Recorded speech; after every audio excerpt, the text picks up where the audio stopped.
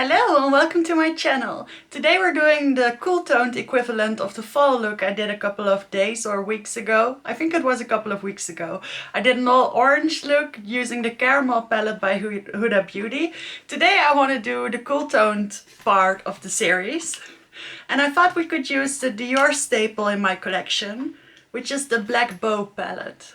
This is what it looks like. I'm sure if you've seen more of my videos, you've already seen this palette in action, but I just wanted to take it out and take it for a spin again. I also have the new Chanel blush from the fall collection that was finally released in the Netherlands, and I thought we could give that a try as well. So if you're interested in that, then please keep watching. And also I want to thank you so much for clicking on my video. I'm Cecile, I'm 28 years old. I live in the Netherlands and I upload 3 times a week with makeup related content. So if you like that, please consider subscribing. So let's get into the video.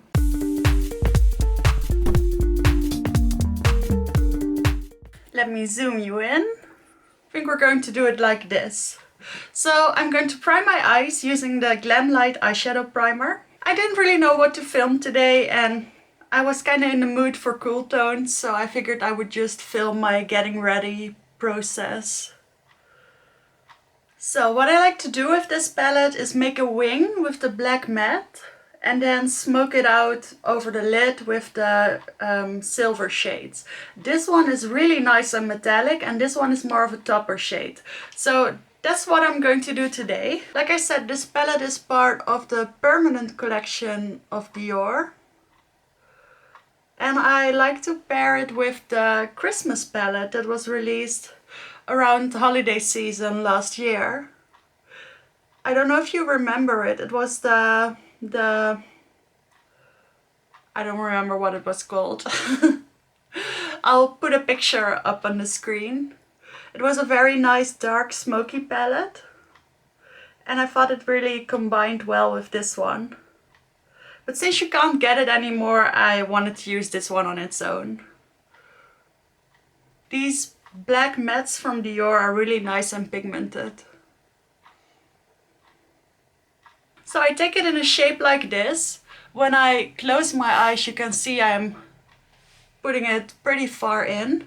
But when I open my eyes, you only see this stripe, and that's because I have very hooded eyes. If I would just do this, then it would look like this.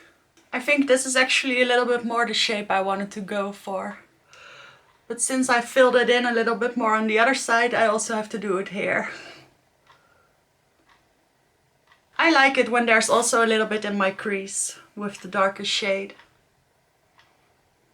Alright, I think that's it for the dark mattes for now. Now I cleaned up my brush and I want to take the pinky shade that's over here and I'm going to use that to blend out the black.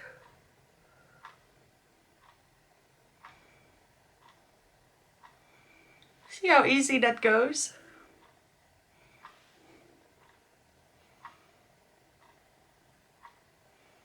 I really do like Dior eyeshadow palettes. Have you seen the fall release? I'm sure you have. The fall release of this year. That palette is almost released in the Netherlands. The testers are already in store, but the actual palettes itself are not. So I'm going to get that one for Christmas probably. Ooh, I really like this. I think I'm also going to put a little bit of black in the outer corner of the lower lash line. Putting it only through half of my lower lash line. Then I need to take that purpley pinky shade again and I'm putting that on the inner part and underneath the black. Smoking it out just like I did on the top.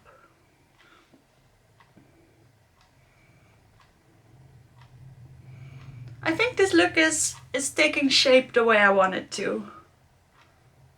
Now I'm taking this flat shader brush.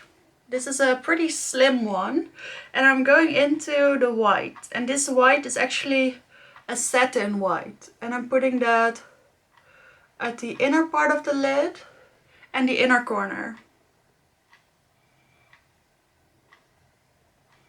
And this white is pretty pigmented, as you can see. It has some effect to it. Now with the same brush, I'm going into the silver, this beautiful metallic silver over here, and I'm going to bridge the gap between the black and the white. And I'm trying to make the shape a little bit elongated, so I'm really trying to extend it up here.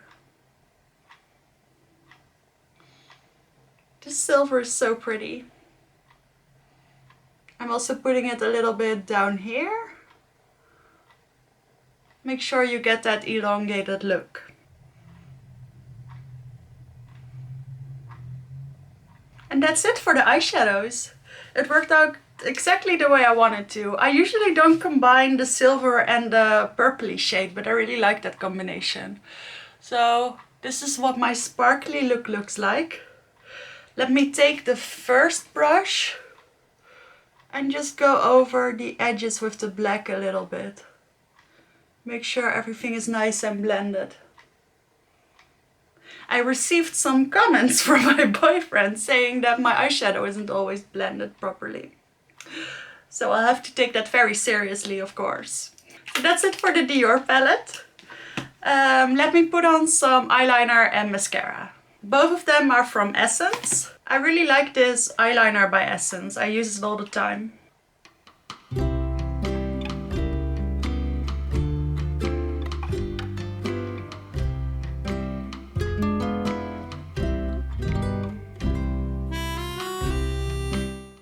I like this look with just mascara, and that's the way I usually wear my eye looks, but it would be pretty with an elongated lash as well.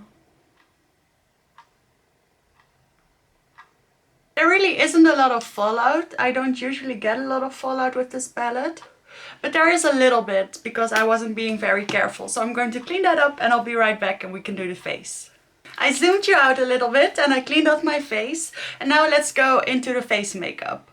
I kind of want to do a more heavy foundation, and for that I'm going into my Project Pan foundation, which is the Estee Lauder Double Wear. I have mine in the shade 1W1 Bone, and I think this will be a good one to have a more covered appearance. But this is still, heavy is really not the right word for this foundation. It's pretty light for how full coverage it is, but I really like it. And the funny thing is, it comes out of the container pretty yellow. But then when I blend it out a little bit more, it sort of becomes a little bit more neutral, and then it fits my skin tone beautifully. Or when it dries, it's like it dries down a little bit less yellow than it applies. And then it's perfect.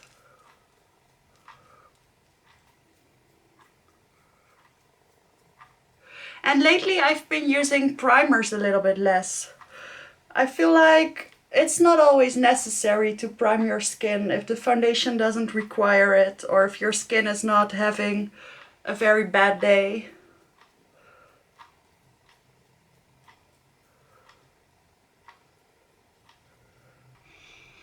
And this foundation isn't even that matte. It's actually, of course it is still a little bit wet now, but it's not a flat matte foundation. It does keep a little bit of a natural finish. So it really is one of my favorites. It's only in the project because it was getting a little bit older. Now I'm going into my newest concealer, which is the Anastasia Beverly Hills concealer. And I've been using this one a lot. It's also because I want to get a feel for it and I want to see how well it actually behaves. But I'm also really starting to like it.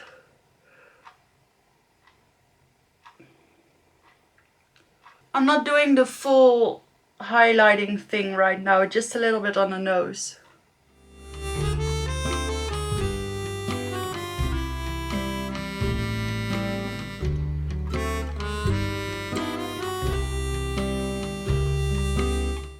Sometimes it takes me pretty long to blend out my concealer, and I don't know why.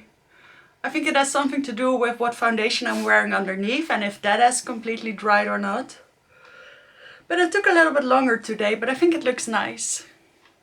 I took the excess and I did highlight the rest of my face after all. I think today I want to just use powder products, so I am going to set my whole face with my powder. I'm using the Essence Brighten Up powder. I actually have a pretty significant pan in this one right now because I use it so much. And what I'm doing to minimize the creasing from my ABH concealer is I'm taking a clean finger and I'm just dapping out the excess product just a little bit, and then I'm looking down and I'm applying my under eye powder that way, and it really makes a significant difference for my under eyes later on. I'm also putting some powder on my nose. And I like to put powder in between my brows and through my brows as well. Also putting some above my lip. I'm really just powdering almost my whole face today. Except for the outskirts of my face. For bronzer, I've been going into my cream bronzer by ABH a lot lately, but today I want to use a powder one. And the one I want to use is actually the one by Dior. This is the Forever Natural Bronze in the shade number 4. Because this is a nice and cool toned bronzer. Or at least neutral. And what I like about this bronzer is that you don't need to put down a lot of powder before using it. It blends out pretty effortlessly on top of unset foundation. So I'm basically using this as a colored setting powder. Another cool tone bronzer that I like to use is the one by NARS in the Afterglow palette. That one is actually pretty cool toned. I can use it as a contour and bronzer in one. But this one is just a little bit more subtle, and I like that actually. Also putting a little bit underneath my chin and jawline. And a little bit around my nose. And under my lip. If you could hear what I was saying. I'll put a little bit more around the edges of my face. This is such a soft powder, you can really go pretty ham with this. And then I like to take my powder brush and go over the edges a little bit. And done! Yeah, I think it's more of a neutral bronzer, but I really like it with cool toned looks. So that's a favorite. Now let's go into the new blush I have. I have actually used it a couple of times before. This is what it looks like. It's this nice, it's sort of a brown with a slight peachy undertone, but it is pretty cool toned. And it does translate this way on the cheek, so it's really quite beautiful. It's called Ombre 608. I have tried it with this little brush and I didn't like it. So we are going to use one of my own blush brushes. I'm going to use this blush brush. I don't know what brand it is from, but it is nice and round. And this blush picks up pretty easily. And let's apply it. Ah, it smells so lovely. I do have another Chanel blush, which is in the old formula. And it smells very differently. Look how pretty that is. I mean, a cool toned blush is usually not a good idea, unless you go sort of purpley, then it's alright. But like a really cool toned brown is usually not that flattering. But when you add in this little hint of peach, then it becomes a beautiful, almost neutral blush. And it's not too heavy for me. Just like that. I really like it, and it does look different from my bronzer. You can see that it's a blush and not a bronzer that I put on my cheeks. Or at least in real life you can see the difference. They do go very effortlessly from the one to the next, but there is a difference. So I'm really in love with this blush. I'm very happy it's finally found its way to the Netherlands. and it's almost gone already. I feel like the Chanel collections are really coming late and going fast in the Netherlands. For my brows, I'm just going to use my Dior brow gel. Even though I am liking my ABH brow freeze, I just sometimes like the ease of using a brow gel with a tint in it. So that's what I felt like doing today. I'm almost out of this one, by the way. Alright, now we need a highlighter, and I think I want to go for my Dior highlighter. I have several Dior highlighters, but I actually have one from their classic collection, which was in this packaging. And I have it in the shade number 2, pink. And I think this is a beautiful cool toned highlighter to go with the rest of the look.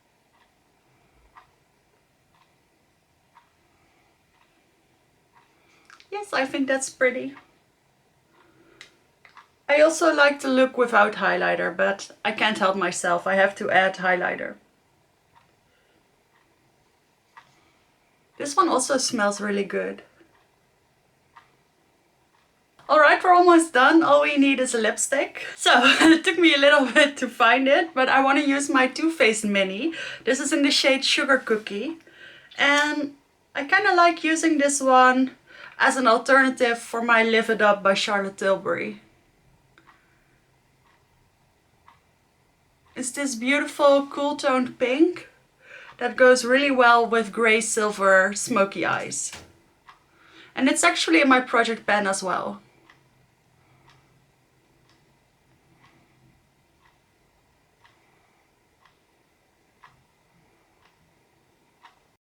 Yes, I like this. Alright, that's it for my finished look.